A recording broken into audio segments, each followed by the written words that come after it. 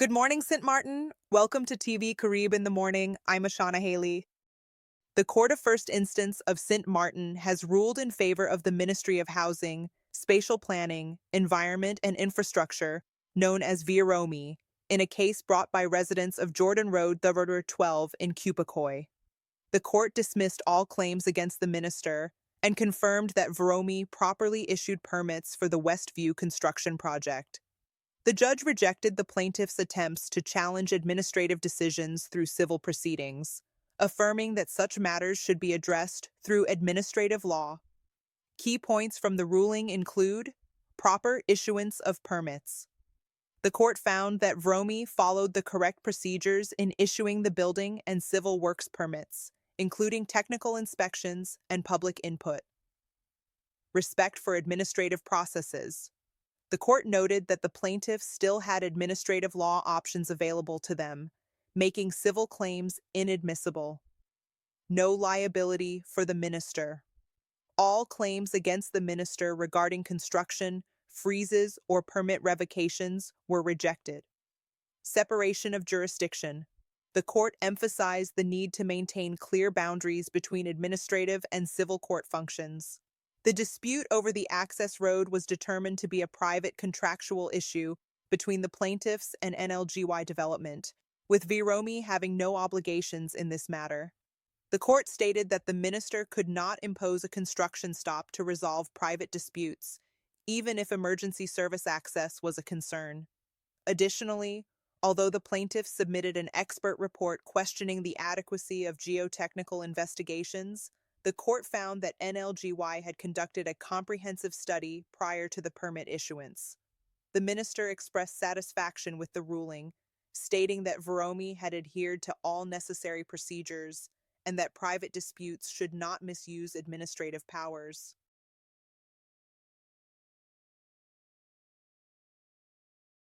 MP Chris Weaver continues holiday giving tradition. During Christmas 2025, seasoned Member of Parliament, Chris Weaver has upheld his tradition of community outreach during the Christmas season, focusing on supporting families in need. On Sunday, he distributed hams and turkeys to ensure families could prepare traditional holiday meals, with support from Carrefour and House of Restoration and Deliverance Ministries International, which provided grocery vouchers. The voucher program aims to give recipients flexibility in meeting their household needs, emphasizing dignity and choice. MP Weaver expressed gratitude to the partnering organizations for their commitment to community support. The Weaver Works Foundation, which facilitates many of Weaver's initiatives, played a key role in this distribution. Although Weaver is not on the foundation's board, he collaborates closely in an advisory capacity. Reflecting on the Christmas spirit, MP Weaver highlighted the importance of community care, especially during financially challenging times. He encouraged residents to extend kindness beyond their immediate circles and to support one another, emphasizing that true holiday value lies in unity and compassion. In his Christmas message, Weaver wished peace, comfort, and hope to all families in St. Martin, urging everyone to cherish time with loved ones and to carry the spirit of generosity into the new year.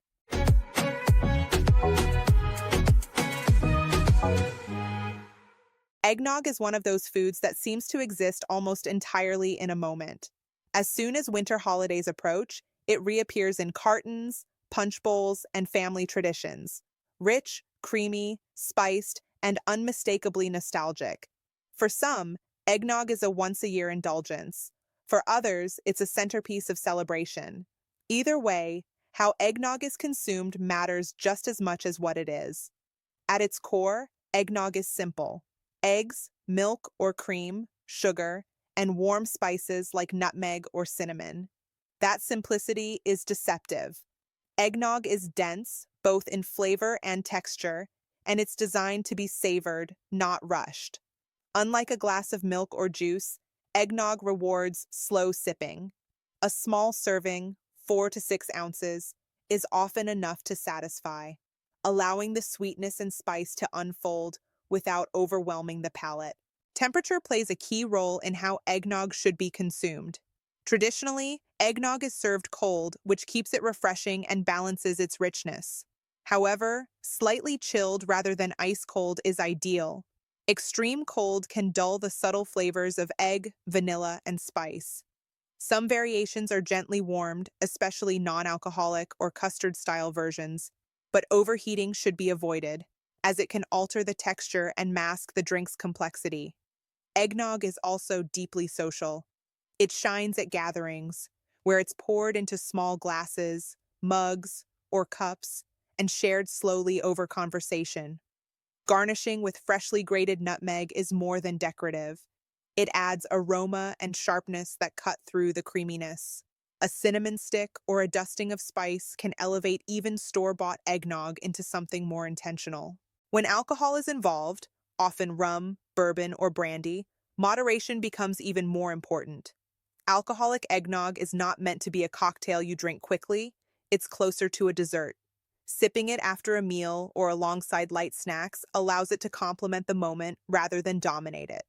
Historically, eggnog was associated with toasts and celebrations, not excess, and that mindset still serves it well.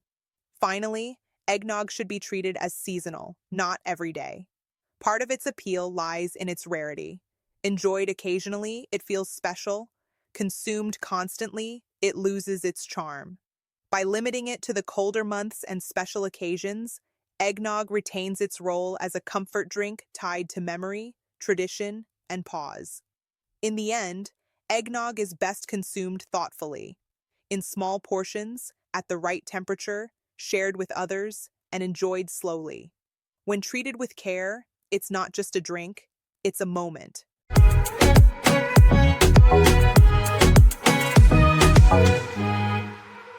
Kylie Minogue has secured her first Christmas #1 in the UK with her hit track Xmas.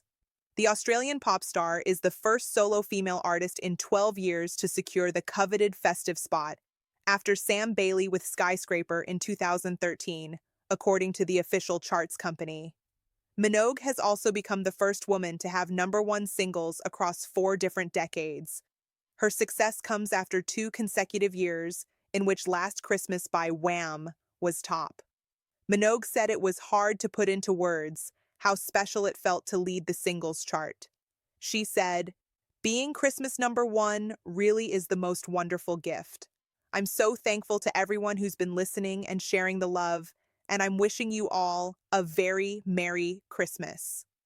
Her single, pronounced Xmas, is accompanied by a music video that shows Minogue teaching a dance to a group of children and adults.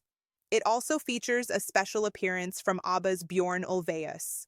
Xmas is followed in the singles chart by Last Christmas, with Mariah Carey's All I Want for Christmas Is You at 3. The top 5 is completed by Brenda Lee's Rockin' Around the Christmas Tree at 4, and Charity's single Lullaby by Together for Palestine at #5, this week's highest new entry. Kylie has previously topped the singles chart on 7 other occasions. Her other best-selling songs were I Should Be So Lucky, 1988, Especially for You, 1988, Hand on Your Heart, 1989, Tears on My Pillow, 1990, Spinning Around, 2000, Can't Get You Out of My Head, 2001, and Slow, 2003. Martin Talbot, chief executive of the official charts company, said Minogue may now be placed to challenge Mariah Carey as the Queen of Christmas. He said, "Congratulations to Kylie. What an amazing achievement by our adopted national treasure." The last Australian artist to earn the Christmas #1 title was Oscar-winning actress Nicole Kidman, who collaborated with Robbie Williams on Something Stupid in 2001. Thank you for watching today's edition of TVCARiB in the Morning. Until our next edition, have a great day.